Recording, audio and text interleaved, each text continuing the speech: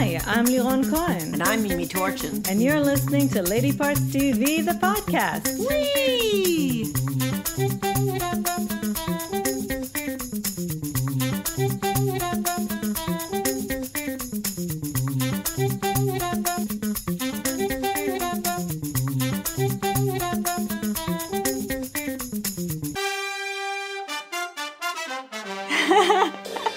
Hi, Mimi. Hello, Liron. Nice to see you. Nice to meet you. Nice to meet you. You see me every hour that you're awake, practically. Every hour that you're awake, more like it. Hi, everybody. You do go to bed 4 hours earlier than I do. Hi, everybody. Welcome back to our podcast. We have things to recommend today. Actually, everything we want to tell you about today is a complete recommendation. Yes, especially this first one. But we have our stats. We tallied 38 primetime shows. Oops. Out of which written or co-written by a woman 23, which is 60%, and directed by a woman 16, which is 42%. Very good. Yes. And now you can tell us about the first show, which we have been loving. Oh, it's so fabulous. It's premiering on Acorn TV April 4th, and it's called Harry Wild. It's starring the divine Jane Seymour, a young guy named Rohan Ned, nobody else that you know. Well, Anyway. Amy Humorben, actually. Oh, yeah, right. But I just want to stop and say, it just made me realize it's been a long time since we saw a show starring Jane Seymour, that she was in the lead. Well, she had a pretty good run Kaminsky on Method. the Kaminsky But I mean Method. that she was the lead. It's been a long time. Yep. And I am and loving she it. is so great. I love it for so many reasons. First of all, she is a retired literature professor from a big college. It's a British show. So yeah. Mm-hmm. And she solves, her son is a policeman, and she poaches crimes from him, really. She's bored. And she and this young boy who becomes her sidekick, they solve crimes using literature. And it's so intelligent and so much fun. And she's crusty and sexy. I mean, a sexy senior citizen with a foul mouth. You know, though, you might hear this and you think, oh, it's one of those Lifetime shows where she bakes cakes and she solves murders. But no, it's on an entirely different league. Yes, it's like the good old fashioned type of those shows, like Murder She Wrote. Murder She Wrote, except she's even got more oomph than Angela Lansbury. It's been a long time. She doesn't have a foul mouth. She just talks a lot about sex, and she's a straight shooter. Straight shooter, exactly. And she's a no bullshit, no nonsense chick, and I appreciate that. Oh, she's so darling, and the stories are very clever. And if you're very a literature clever, and if fan, you're a literature, if you're literary in any way, if you're literally inclined, you will really, really enjoy them. I mean, you'll enjoy them anyway, but you'll have the added bonus of all these great books and and using literature for the clues. And of course, as luck would have it, a couple of them, the criminals, use literature to sort of, well, especially one of them really does egg her on. He really takes her on. So that makes it a little bit easier for your literature. But the first one was just by chance. Well, a lot of the time she makes the connections through her knowledge of literature. Right. Or sometimes they don't follow a specific book, but they do use quotes from books because, literature affects a lot of people. And, Yes. A lot of murderers like to leave their mark and leave little clues. And they don't think anyone's smart, the coppers are smart enough to... And also she becomes more well-known, so people know now that she can, they can play with her. It's really, delicious. It takes really place fun. in Ireland, by the way. It's charming. It's a feel-good show for some reason. It looks great. It's so beautiful there. Yeah, we watched the first 4, but I think the season is 8 or 9, so it's we're looking forward to it. feel-good, but people do die. Yes, but there's just... No, I think it's the scenery, it's the fun, everything it's the charm. about it. She's lovely. Yeah, it's a great genre. I've always loved the genre. When it's done well, it's a really fun genre. Well, and no one does it like the Brits. Right. So Harry Wild, premiering on Acorn TV, as you know, our favorite streaming service, April 4th. Okay, my turn again. Yes. Now, this is an entirely different level of mystery. It's dark. It's called Pieces of Her, and it's created by Charlotte Stout, and it's based on one of my favorite books by one of my favorite mystery authors, Corinne Slaughter. Thank you, Julie, by the way, for letting us know it's already on Netflix. So much. It's starring Toni Collette, Bella Heathcote, Jessie Barden, Catherine Clements. Right, so here's where we tell you that it's shot mostly in Australia with a little bit in Georgia. Lots of Australian actors that you will recognize. Yes. Aaron Jeffries also is in it. And I recognized it at a certain point early on. I said, wait a minute, I know this. Oh, right. But you read the book a long time ago. Yes, I read the book quite a long time ago, and I probably read 40 in between. But it did stick with me, and every once, as we'd go through, I'd remember something else. I'd get a flash. But one of the main thing early on that sets the plot in action, that's when I realized, oh, right, I remember this book. And I have to tell you that moment, and if you've seen the show, I think you'll know which one it is, but if not, we're not going to tell you. But that moment early on, that kind of moment, when we later on learn even more information on why it was so, then I really, really, really could appreciate, especially Toni Collette's reaction in that moment. I think she was fantastic in this show. She's always fantastic. Yes, but she's really good in this. She's really good, and that moment when you realize, again, later on, when you learn more about what happened, what was going on in her brain when that was happening, I had such an appreciation for the subtlety, the subtle layered. There was so much that was happening there that we didn't even know. That I think was a beautiful moment of acting there. It's 8 episodes. Yeah. And you will binge. We should tell you what it's about. Oh, yeah. Well, here, I'll read you the little thing, because otherwise it's quite complex. No, I think, listen, Toni Collette has a daughter. Has a daughter who's an older, a daughter that's about 30, and she's living back in her, home. Yeah. She came home to actually help her mother when she was going through breast cancer. Breast cancer, right. And stayed. And stayed, because she's kind of free floater a little bit. She doesn't know where she's going. And they go out to lunch, and something happens. And that sets off a whole bunch of violence. Yes, and then her daughter realizes that she actually doesn't know her mother as well as she thought she did, and she goes basically on a journey to figure out her mother, and we figure her out along with her. It's it's very well put together, the combination between flashbacks and what's happening now. And it's a very, very interesting, complex story. Yeah, told very well. We really enjoyed it. Really, really, really good. So Pieces of Her, Netflix. You can binge it now. Absolutely, and you will want to. And you should. Oh my God! If you're not bored with me yet. Nah, okay, so this is... We finished the television section. Now we're moving on to the movie portion of our show. Yes.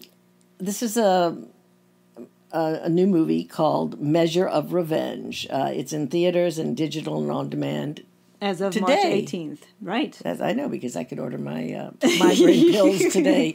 So otherwise, she has no idea what day it is. It's true. I thought it was Sunday 3 days in a row. I thought it was Friday yesterday. Week, so, it's directed by Peifa. Is Peifa a woman? Man. Did we decide? Oh, it's a Unfortunately. man. Really. Written by Kenny Walakandu. And starring the always great Melissa Leo, Bella Thorne, and Jake Weary. Whom you may know as Kim Zimmer's doppelganger. Oh my God, they look so much alike. Kim Zimmer with facial hair. I mean, it's just so amazing. If you don't know who Kim Zimmer is, you may know Jake Weary from Animal Kingdom. Animal Kingdom. You will know him from Animal Kingdom. Yeah. Anyway, it's a tricky little movie. It's pretty obviously indie. It's a good genre film. It's no masterpiece, but for the genre, it's fun. Yeah, and Melissa Leo plays a Broadway actress of great renown, and when her son Curtis, played by Jake Weary, is found dead, and his death is ruled an accidental overdose, Lillian doesn't think that this is really true. And she goes looking for the truth, and she teams up with his drug dealer, who is Bella Thorne. And there's a lot of Shakespeare in it and scenes from plays, and there's a lot of clues that, the theater and plays are woven in it very interestingly. And if you're a theater nerd, you will really enjoy this. It's not totally believable, and it's a little creaky, and it's a little, as I said, low but she budget. Sells it. But she sells it over and over and over again. And the thing is that the end is vague. Yeah, that's the only thing I didn't like. I don't like vague endings. It's vague, though apparently if you're a real Shakespeare buff or a theater buff, supposedly you could solve it. I am. Exactly, that's what I'm saying. That's why I said supposedly. Yeah, and I solve things that don't even have to do with anything that I know to my marrow, like I do Shakespeare and theater. Yeah. And it surprised me if it's what it seemed to be. Well, it could go either way, yes. But again, the director claims that you should be able to figure it out. The answer is there. Yes. It's obviously not easy to find. No, but it doesn't matter. No, the it doesn't film matter. is still fun. Yes, the film was fun. They just kind of in the last minute make you think, oh, you thought you knew it, but maybe you don't. So many things do this. I read a book once. I'm just going to digress a second. That was a fantastic book by a mystery writer I'd never heard of before. I could not wait to read everything she ever wrote. And then the book ended, and with a satisfying ending, right? Everything was just great. And then you turned the page. Maybe lucky people might have missed this and still enjoyed the book. And there was a clip, supposedly, from a want ad or something that completely negated the entire thing. And I was so enraged. I don't remember the writer's name, or I'd tell you. Believe me. And that was it. I said, no more, never. I will never read another book. Yeah. It was so... Why would you do that? Why would you ruin it? So this was not to this level. Not to that level. No, it didn't negate the enjoyment of the film. And many movies and TV. I know, they think it's edgy. They think it's they just don't know how to resolve it, so they do it. Well, they resolved it, so I don't understand. They want to throw in just more doubt. It's just bullshit. Anyway, it's a good film. Fun. I enjoyed it very much, and I recommend it. So, Measure of Revenge. Again, it's not a masterpiece. Yeah, and it's a good revenge fantasy, and I love me a good revenge we have a better revenge fantasy coming up. Hold on, but we'll get there. Anyway, this is Measure of Revenge, available now on demand and in theaters. My turn. Yes, now I can relax. Yes, relax. Okay, so before we get to the other revenge fantasy, this is the opposite of a revenge fantasy, although it sure has spurred a lot of revenge fantasies in us. And it spurred revenge fantasies in me when it was happening. Well, originally, of course. I mean, the topic in general. Mm-hmm. This is a new documentary. It's called Split at the Root. It just premiered at South by Southwest, so keep an eye out whenever it's... I have a feeling that it will maybe be available on PBS or HBO or one of those where you can watch quality documentaries. Except it's not a documentary. Oh, it is a documentary. It is Sorry, a documentary. I was getting confused with the next one. Yes. Anyway, it's directed by Linda Goldstein Knowlton, produced by Marty Noxon, who you might remember is a creator of Sharp Objects. And many others, but Sharp Objects is the latest. And executive produced, among others, by Rosario Dawson and Lana Parrilla. And this is, the topic is, but hold on, I'll tell you more. The topic is the separation of families at the border. Now, when I got the option of seeing this film and reviewing it, and I saw that it was about that, I didn't even need to know anything. I thought, oh my God, this is going to be way too painful. Yep, we sort of actually mulled over whether or not we wanted to put ourselves through it. If we can do it, because it's just so painful. And, but we decided to do it, and I'm so glad we did, because actually, and I'm sure that when they made this film, they thought to themselves, how can we make it so that people don't say, no, it's too painful, I can't watch this?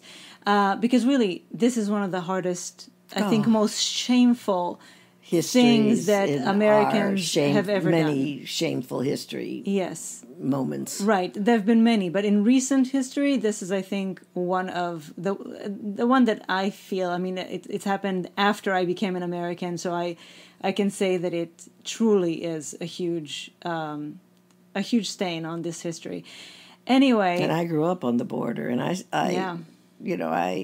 went through some of these separations just with people who worked for us. Right. So separations of them from you, but not them from their families. From their families. I mean, many of them leave their families to come here, but that's different. I just remember the fear that existed even back then. Well, and as an immigrant myself, and the level of anxiety that we had when I just came here and we didn't have a path to citizenship, and it's, even when...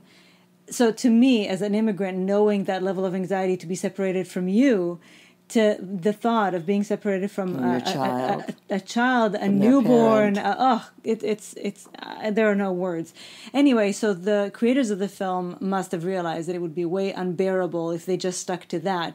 And what they really are telling here is a story of the people, the grassroots movement that was created around these people, by Americans, by women, American women. Yes. I mean, there were men who participated. A couple, but it was mostly women around the country who volunteered to help reunite these families. It happened when one woman, she was on the news, and this amazing woman who lives in Queens, and she is a saint. She's an absolute saint. She heard the story.